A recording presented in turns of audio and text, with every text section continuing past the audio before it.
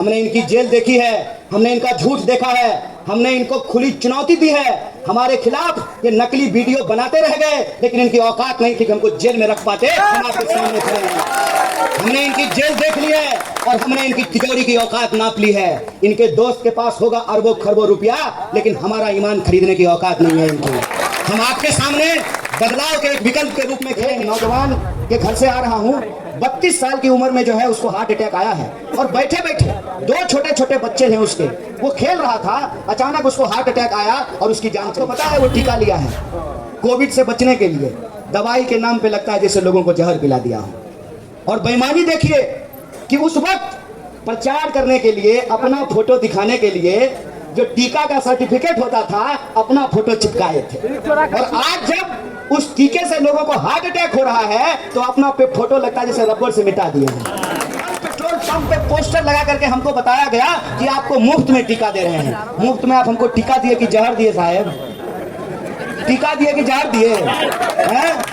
32 साल के उम्र में लोगों को हार्ट अटैक हो रहा है। में सबसे जरूरी जनता होती है, और जनता जिन समस्याओं को रोज झेल रही हो, उस समस्या पर अगर नेता कोई कार्रवाई नहीं कर रहा हो तो यह हमारा धर्म है कि हम उस नेता को जो आदर से माला पहना करके कुर्सी पे बिठाए हैं, उसी तरीके से कान पकड़ करके उसको कुर्सी से नीचे उतार करके लाएं। इस सत्ता को उत्तर पूर्वी दिल्ली से एक मैसेज दें कि हमारा बात जो सुनेगा, हमारी बात जो संसद में उठाएगा, हमारे सुख दुख में जो खड़ा होगा, हमारे हक के जीत के लिए जो लड़ेगा, हम उसको अपना प्रतिनिधि बना करके भेजेंगे। यह फैसला आप लोगों को करना है। बोलिए, आप उत्तर पूर्वी दिल्ली में परिवर्तन चाहते हैं? पहले हाथ उठा करके बताइए, आप परिवर्तन चाहते हैं? इंडिया गठबंधन जिंदाबाद! इंडिया गठबंधन जिंदाबाद! इंडिया गठबंधन जिंदाबाद! इंडिया गठबंधन जिंदाबाद! इंडिया गठबंधन जिंदाबाद! डॉक्टर कन्हैया कुमार जिंदाबाद! हमें तो काफी समय हो चुका है। डॉक्टर कन्हैया कुमार अपनी बातों को छोड़कर तालियों से डाल रहे हैं। डॉक्टर कन्हैया कुमार जिंदाबाद! मेरी आवाज जहां तक पहुंच रही है, करावल नगर विधानसभा के सभी आदरणीय बुजुर्गों का, हमारी माताओं बहनों का, हमारे दुकानदार भाई, मजदूरी करने वाले, रिक्शा चलाने वाले, ऑटो चलाने वाले, मेहनत मजदूरी करके, नौकरी करके, छोटा मोटा काम धंधा करके, बिजनेस करके अपने परिवार का भरण पोषण करने वाले आप सभी मतदाताओं का, आप तमाम नागरिकों का और करावल नगर विधानसभा के आप तमाम लोगों का मैं हृदय से आभार व्यक्त करता हूं। आपको धन्यवाद व्यक्त करता हूं कि आप सब लोग इतनी बड़ी संख्या में, इतनी बड़ी तादाद में यहाँ मौजूद हैं। इसके लिए मैं आप सबका तहे दिल से धन्यवाद करता हूँ। साथियों, सबसे पहले तो मैं आप सबसे माफी चाहता हूं कि मैं आपके बीच देरी से आया हूं, क्योंकि पिछले तकरीबन 2 घंटे से ये जो सामने पुस्ता वाली सड़क है, ये जो पुस्ता वाली रोड है, तकरीबन 2 घंटे से हम लोग जाम में फंसे हुए थे। और जब हम जाम में फंसे हुए थे, आसपास ई रिक्शा वाले साथी, ऑटो वाले साथी जो हमारे साथ जाम में फंसे हुए थे, उन्होंने कहा, कन्हैया जी आप आज जाम में फंसे हैं, हम रोज यहाँ घंटों जाम में फंसे रहते हैं। तो मैंने कहा, भैया जी आप तो 10 साल से फंसे हुए हैं, आप एक बार जाम से निकलने का रास्ता तो बनाइए। डबल पुस्ता क्या, 4 लेन पुस्ता बनाया जा सकता है। दोस्तों, मैं आपसे यही बात कहने के लिए आया हूं कि ये चुनाव का वक्त है, और चुनाव के वक्त में ही नेता को सबक सिखाया जा सकता है। और नेता को सबक कैसे सिखाया जा सकता है? नेता को सबक सिखाया जा सकता है वोट की चोट से, वोट की ताकत से। क्यों? क्योंकि जो नेता आपको 5 साल नजर नहीं आता है, वो चुनाव में जरूर नजर आता है। जो नेता आपको 10 साल नजर नहीं आता है, वो चुनाव में जरूर नजर आता है। जो नेता हेलीकॉप्टर से नीचे नहीं उतरता है वो गली गली धूल फेंक रहा होता है। तो इस बार जब आए ना माता जी, इसको एक गिलास पानी पिलाइएगा, चेहरा पर का धूल पोंछ करके, और कहिएगा कि धूल कैसा लग रहा है, स्नो पाउडर का मजा आ रहा है कि नहीं आ रहा है। ये पूछना बहुत जरूरी है लोकतंत्र में। क्यों? क्योंकि लोकतंत्र में अगर हम जनता होने का अपना धर्म नहीं निभाएंगे, नागरिक होने का अपना धर्म नहीं निभाएंगे, तो सत्ता अहंकारी हो जाती है। और आप सब तो जानते हैं कि बीच बीच में इंद्र भगवान को भी सबक सिखाते थे विष्णु जी, सिखाते थे ना। मैं एक कहानी सुनाता हूं आपको, मेरा नाम कन्हैया है। इंद्र अहंकारी हो गया।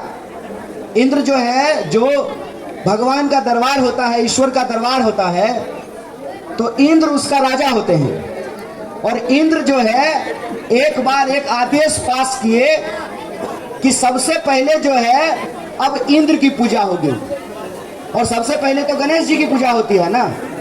सदा भवानी दाहिने सन्मुख रहे गणेश, पंचदेव मिल रक्षा करे ब्रह्मा विष्णु महेश, यही बोलते हैं ना। तो इंद्र जी ने जब ये कहा कि जो है सबसे पहले मेरी पूजा होगी, तो कृष्ण जी जहां रहते थे गोकुल में, नंद नगरी में, वहां के लोगों ने कहा कि हम सबसे पहली पूजा तुम्हारी नहीं करेंगे। तो इंद्र जी को गुस्सा आ गया और इंद्र जी ने कहा कि हम इतना बारिश कराएंगे, इतना बारिश कराएंगे कि पूरा का पूरा जो है ना नगर बह जाएगा। फिर भगवान कृष्ण जो है गोवर्धन पर्वत जो है अपनी कनिष्ठ उंगली पे उठा करके पूरे के पूरे गांव वासियों की रक्षा की थी। धर्म में ऐसी कहानियां क्यों होता है? धर्म में ऐसी कहानियां इसलिए होती है कि हम उससे शिक्षा प्राप्त कर सकें और हम सीख सकें। और इस कहानी का जिक्र मैं आपके सामने इसलिए कर रहा हूं कि लोकतंत्र का भी एक धर्म होता है। और लोकतंत्र का धर्म यह होता है कि लोकतंत्र में सबसे जरूरी लोग होते हैं, लोकतंत्र में सबसे जरूरी जनता होती है। और जनता जिन समस्याओं को रोज झेल रही हो, उस समस्या पर अगर नेता कोई कार्रवाई नहीं कर रहा हो, तो यह हमारा धर्म है कि हम उस नेता को जो आदर से माला पहना करके कुर्सी पे बिठाए हैं, उसी तरीके से कान पकड़ करके उसको कुर्सी से नीचे उतार करके लाएं। यह बात मैं आपको इसलिए कह रहा हूं कि आप जानते हैं कि इस एरिया में रहने वाले लोगों की समस्या क्या है। मैं तो अभी यहाँ आया हूँ आपके बीच, आप तो यहीं से रह रहे हैं। कोई लोग जो है उत्तराखंड से चल के आए हैं, कोई उत्तर प्रदेश से आए हैं, कोई बिहार से आए हैं, कोई झारखंड से हैं, कोई उड़ीसा से हैं, कोई बंगाल से हैं। अलग अलग इलाके के लोग यहाँ रहते हैं। पूरा भारत जो है वो सोनिया बिहार में बसता है, करावल नगर में बसता है। मैं बस आपको याद दिला रहा हूँ। क्या पिछली बार के सांसद, जो अभी मौजूदा सांसद हैं, जब प्रत्याशी थे, कैंडिडेट थे, तो आपके बीच आकर के ये वादा नहीं किया था कि सेंट्रल स्कूल खुलेगा तो करावल नगर में खुलेगा? किया था कि नहीं किया था? क्या उन्होंने ये वादा नहीं किया था कि यह जो पुस्ता रोड है इसको डबल पुस्ता किया जाएगा? किया था कि नहीं किया था? तो डबल पुस्ता बन गया क्या? नहीं बना ना। क्या उन्होंने जब वो यहाँ आए रहे हैं तो यहाँ की समस्या उनको नहीं दिख रही है? आप उनके भाषण में, उनके मीडिया के इंटरव्यू में, उनके सोशल मीडिया पर कभी भी ये बात सुने हैं कि जो सोनिया बिहार में जल जमाव होता है, जो चौहान पट्टी में जल जमाव होता है, जो जल निकासी की समस्या है, जो गलियां नहीं बनी हुई है, जो सड़कें नहीं बनी हुई है, इसके बारे में एक शब्द बोलते हैं, एक बात बोलते हैं? और अभी आप लोगों को एक और समस्या का सामना करना पड़ता होगा। दिल्ली के लोगों को दिल्ली में रहते हुए दिल्ली वापस आने के लिए उत्तर प्रदेश से होकर के आना पड़ता है। आना पड़ता है कि नहीं आना पड़ता है? अंडरपास की मांग जो है लगातार इस क्षेत्र के लोग कर रहे हैं। और लोग कह रहे हैं कि यह जो आप एक्सप्रेसवे बना रहे हैं, इस एक्सप्रेसवे से तो यहाँ के रहने वाले लोगों को कोई फायदा नहीं है। उल्टा जो है, यहाँ दिल्ली से पहले उत्तर प्रदेश जाएंगे, फिर उत्तर प्रदेश से घूम करके वापस दिल्ली आएंगे, और कल को आप वहां पे टोल लगा दीजिएगा। तो अपने उस गली से निकले हैं और अगली गली में जाना है तो उत्तर प्रदेश में टोल दे करके वापस हमको आना पड़ेगा। बोलिए हम सच बोल रहे हैं कि झूठ बोल रहे हैं? ये आपकी समस्या है कि नहीं है? इस क्षेत्र में रहने वाले लोगों को पानी की तकलीफ उठानी पड़ती है कि नहीं उठानी पड़ती है?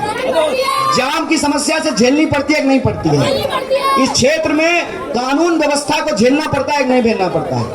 आए दिन यह खबर आती है कि बच्चा पढ़ने के लिए गया है, बच्ची पढ़ने के लिए गई है, और जब बस में बैठी तो कभी उसका मोबाइल चुरा के भाग गया, कभी पर्स लेकर के भाग गया। अब उस भीड़ में बच्ची जो है अपने आप को बचाए, पर्स बचाए कि मोबाइल बचाए। रोज की कहानी ये है कि ऑफिस में छुट्टी हुआ 5 बजे और घर पहुंचे 9 बजे, काम खत्म हुआ 8 बजे, घर पहुंचे 12 बजे। क्यों? क्योंकि 3-4 घंटा जाम में निकल गया है।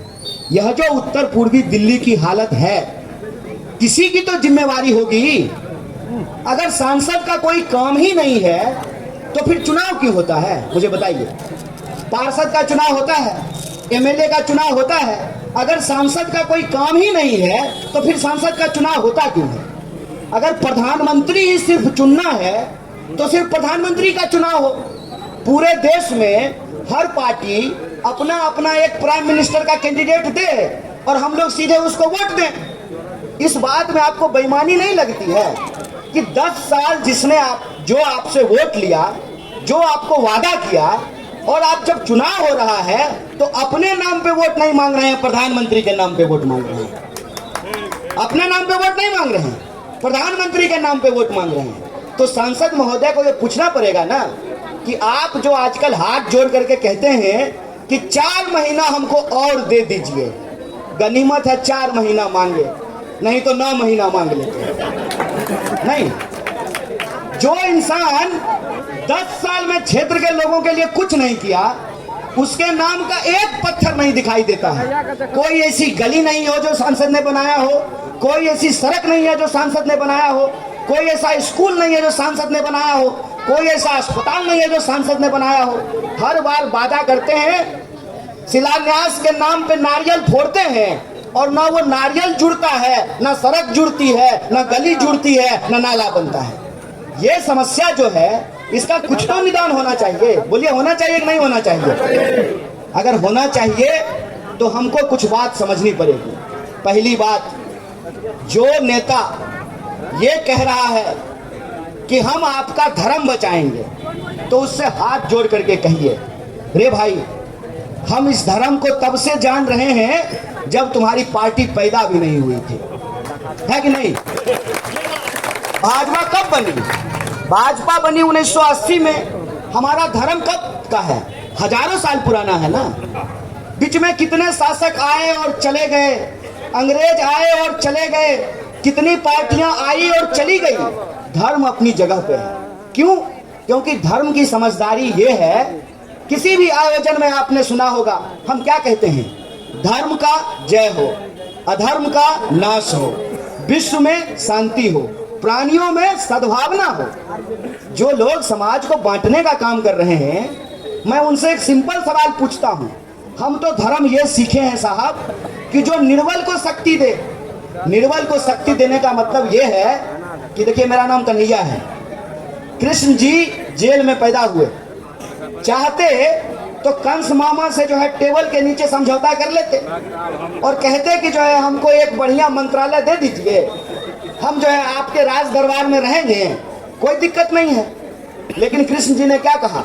कृष्ण ने कहा कि अन्याय के साथ हाथ मिलाने से अच्छा है गोकुल के लोगों की गाय चराना। धर्म का मतलब होता है सत्य के साथ खड़ा होना। और यहाँ हमारी माताएं खड़ी हैं। माता जी, मेरी माँ आंगनवाड़ी में काम करती है और हमको हमेशा एक बात सिखाई, बोली बेटा धर्म जो है ना वो कर्म प्रधान होता है, इसीलिए गीता में लिखा हुआ है कर्म करो फल की चिंता मत करो। हमको हमारे कर्म पे ध्यान देना पड़ेगा। जिनका कोई कर्म नहीं है, जिनका कोई काम नहीं है, वही तो दूसरे के नाम पे वोट मांगते हैं। अगर अपना काम किए होते तो अपने कर्म पे वोट मांग रहे होते, दूसरे के नाम पे वोट नहीं मांग रहे होते। हमको बताइए माता जी, आप बताइए, ईश्वर हमारी रक्षा करेंगे कि हम ईश्वर की रक्षा करेंगे? कौन करेगा? ईश्वर हमारी रक्षा करेंगे ना। जो कह रहा है कि हम ईश्वर की रक्षा करेंगे, वो ईश्वर की रक्षा नहीं करेगा। वो पहले 5 साल अपनी कुर्सी की रक्षा किया, फिर 5 साल अपनी कुर्सी की रक्षा किया, और फिर 5 साल अपनी कुर्सी की रक्षा करने का प्लान बना रहा है। तो उनसे आप पूछिएगा कि भाई तुमसे सड़क तो बन नहीं रही, तुमसे गली तो बन नहीं रहा, महंगाई तो कम हो नहीं रही, बच्चों को नौकरी तो दे नहीं रहे, अस्पताल तो बना नहीं रहे, स्कूल तो बना नहीं रहे। ऐसा करो, तुम हमारे बच्चों की नौकरी की रक्षा कर दो, हम अपने धर्म की रक्षा अपने आप कर लेंगे। ये बात मैं आपके सामने क्यों बोल रहा हूं? यह बात मैं आपके सामने इसलिए बोल रहा हूं कि मैं चुनाव लड़ने के लिए भले आज आपके बीच में आया हूं, लेकिन मैं इस इलाके में 2009 से रह रहा हूं, और 2009 से जब मैं इस एरिया में रहता हूं तो हमको मालूम है कि दिल्ली में जब आपसे लोग पूछते हैं कि कहां रहते हो, तो आप कहते हैं सोनिया विहार, तो सामने से जवाब देता है, अच्छा यमुना पार में रहते हो। अरे ऐसा कौन सा अपराध कर दिया भाई यमुना पार के लोगों ने? यमुना के इस पार भी भारत है, यमुना के इस पार भी दिल्ली है, यमुना के उस पार भी दिल्ली है, उस पार भी भारत है। ऐसा हमने क्या अपराध कर दिया कि हमारी सड़क नहीं बन रही, हमारा रोड का चौड़ीकरण नहीं हो रहा? अगर गलती से किसी को हार्ट अटैक आ जाए, और आजकल हार्ट अटैक बहुत आ रहा है, अभी जो है मैं एक नौजवान के घर से आ रहा हूं, 32 साल की उम्र में जो है उसको हार्ट अटैक आया है, और बैठे बैठे 2 छोटे छोटे बच्चे हैं उसके, वो खेल रहा था, अचानक उसको हार्ट अटैक आया और उसकी जान चली गई। आपको पता है वो टीका लिया है कोविड से बचने के लिए, दवाई के नाम पे लगता है जैसे लोगों को जहर पिला दिया हो। और बेईमानी देखिए कि उस वक्त प्रचार करने के लिए, अपना फोटो दिखाने के लिए, जो टीका का सर्टिफिकेट होता था, अपना फोटो चिपकाए थे, और आज जब उस टीके से लोगों को हार्ट अटैक हो रहा है तो अपना पे फोटो लगता है जैसे रबर से मिटा दिए हैं। ये हमारे आंख के सामने हो रहा है। इसीलिए मैं आप सबसे ये कहने के लिए आया हूं कि इस एरिया में जब हम रहते हैं तो इस एरिया की समस्याओं को हम जानते हैं। हमको मालूम है कि अगर किसी को हार्ट अटैक आ जाए, सोचिए अभी आने में हमको 2 घंटा लगा है, जहां से हम आए हैं वहां पे अगर किसी को हार्ट अटैक आ जाए तो अस्पताल पहुंचने से पहले ट्रैफिक में उसकी जान चली जाएगी। यह जो मुद्दा है, इस मुद्दे पर फैसला लेने के लिए 5 साल में चुनाव होता है, और 5 साल में हमको ये मौका मिलता है कि जो काम किया है उसको हम आशीर्वाद देंगे और बार बार देंगे, और जो काम नहीं किया है उससे हम हिसाब लेंगे और पूरा हिसाब किताब उसका करेंगे। इसीलिए मैं आपसे कहने के लिए आया हूं, वोट जिसको देना है आप दीजिए, आपकी मर्जी है। लोकतंत्र ने आपको यह अधिकार दिया है, इस देश के संविधान ने आपको यह अधिकार दिया है कि हेलीकॉप्टर पर चलने वाला का भी वोट एक होता है, 1 मंजिल मकान में रहने वाला का भी वोट एक होता है, 2 मंजिल रहने वाले मकान में रहने वाले का भी वोट एक होता है, महिला का भी वोट एक होता है, पुरुष का भी वोट एक होता है, गरीब का भी वोट एक होता है, अमीर का भी वोट एक होता है। यह जो वोट की ताकत होती है वो आपका अधिकार है, आप जिसको देना चाहते हैं उसको दीजिए। लेकिन जब आप देने जाइएगा तो ये जरूर सोचिएगा कि अगर इस देश के नेता अपने बच्चों के बारे में सोच रहे हैं, अगर इस देश के गृह मंत्री के बेटा को बीसीसीआई का सेक्रेटरी बनाया जा सकता है, तो हमारे बच्चों को भी कभी नौकरी की व्यवस्था आपको करनी पड़ेगी, हमारी भी सड़क आपको बनानी पड़ेगी, महंगाई कम करना पड़ेगा, बेरोजगारी कम करनी पड़ेगी। एक मेरा सीधा सा सवाल है, और यह सवाल हमारे मन में इसलिए आता है कि हमने इस देश का नमक खाया है, हमने इस देश के लोगों के टैक्स के पैसे से पढ़ाई की है, और पैसे से पढ़ाई करके डॉक्टरेट की उपाधि ली है, पीएचडी किया है। इसलिए हमको यह बात समझ में आती है कि अगर इस देश के पूंजीपतियों का 16 लाख करोड़ कर्जा माफ किया जा सकता है, तो इस देश के विद्यार्थियों का भी कर्जा माफ करना पड़ेगा। लाखों रुपया कर्ज लेकर के बच्चे बीटेक की पढ़ाई करते हैं, और बीटेक की पढ़ाई करने के बाद उनको नौकरी नहीं मिलती है। लाखों रुपया खर्च करके लोग एमबीए की पढ़ाई करते हैं और बच्चों को नौकरी नहीं मिलती है। बेरोजगारी का आलम यह है कि 1 घंटे में 2 जवानों को आत्महत्या करनी पड़ती है। महंगाई इतनी बढ़ गई है कि जो 450 रुपए में सिलेंडर मिलता था आज 1200 रुपए में मिल रहा है। जो दूध आपको 30 रुपए लीटर मिलता था आज 60 रुपए लीटर मिल रहा है। जो सोना 35,000 रुपए तोला मिलता था आज 73,000 रुपए तोला मिल रहा है। जो स्कूटी 39,000 में मिलता था आज 85,000 में मिल रहा है, 90,000 में मिल रहा है। जो पेट्रोल 50 रुपए लीटर मिलता था आज 100 रुपए लीटर मिल रहा है। महंगाई आसमान छू रही है, बेरोजगारी जो है आसमान छू रही है। इस देश के आम लोगों के जीवन की जो बुनियादी सवाल है उसको हल नहीं किया जा रहा है और बड़ा बड़ा टीवी में प्रचार आता है कि हम दुनिया की तीसरी सबसे बड़ी अर्थव्यवस्था बन गए हैं। अरे दुनिया के में तीसरी सबसे बड़ी अर्थव्यवस्था बन गए हैं तो ये हमारे लिए गर्व की बात है, ये हमारे लिए खुशी की बात है। लेकिन साथ ही साथ ये चिंता की बात है कि वो 80 करोड़ लोग कौन हैं जिनको 5 किलो अनाज लाइन में लग करके लेना पड़ता है। वो 80 करोड़ लोग कौन हैं? ऐसा कैसे हो सकता है कि देश अमीर हो रहा है और देश के लोग गरीब हो रहे हैं? भैया देश तो देश के लोगों से ही बनता है ना, घर तो घर परिवार के लोगों से ही बनेगा ना। मेरे परिवार में जो लोग हैं उसी से हमारा परिवार है ना। माँ है, भाई है, भाभी है, बहन है, बच्चे हैं, उसी से तो परिवार बनता है ना। तो देश के लोगों से बनता है ना। देश के लोगों को जब नौकरी नहीं मिल रही है, देश के लोग अगर महंगाई से परेशान हो रहे हैं, देश के लोग अगर जाम से परेशान हो रहे हैं, उनके लिए रास्ता नहीं बन रहा है, उनके लिए दवाई की व्यवस्था नहीं हो रही है और टीका के नाम पर आपको मालूम है कितना प्रचार किया गया।